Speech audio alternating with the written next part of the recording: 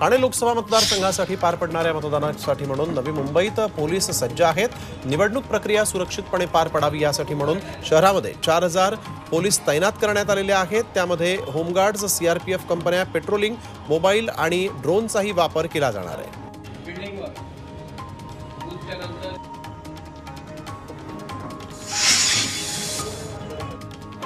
मतदानासाठी ठाणे जिल्ह्यात सर्व यंत्रणा सज्ज झालेली आहे। ठाणे, भिवंडी आणि कल्याण लोकसभा मतदारसंघामध्ये 6604 मतदान केंद्र उभारण्यात आले आहेत। ठाणे जिल्ह्यामध्ये एकूण 66,78,476 मतदारांना मतदानाचा हक्क बजावता येणार आहे।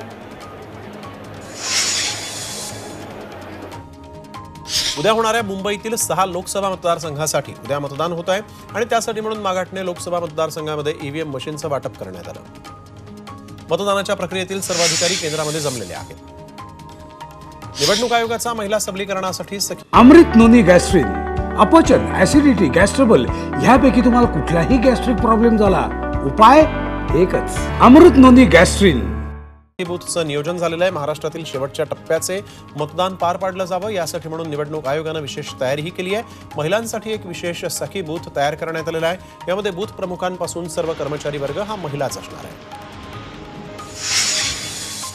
धुळे लोकसभा मतदारसंघासाठी 5व्या टप्प्यात उद्या मतदान प्रक्रिया पार पडणार आहे।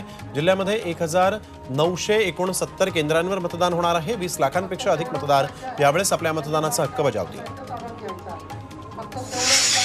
मतदारांनी मोठ्या प्रमाणात घराबाहेर पडून मतदान करण्याचं आवाहन मुख्यमंत्री एकनाथ शिंदे यांनी केलं। त्यांनी मुंबऱ्यामध्ये जाऊन स्थानिक नेत्यांच्या भेटीगाठी घेतल्या। यावेळेस अल्पसंख्याक समाजाच्या नागरिकांनी त्यांची भेट घेऊन आपल्या समस्या मांडल्या।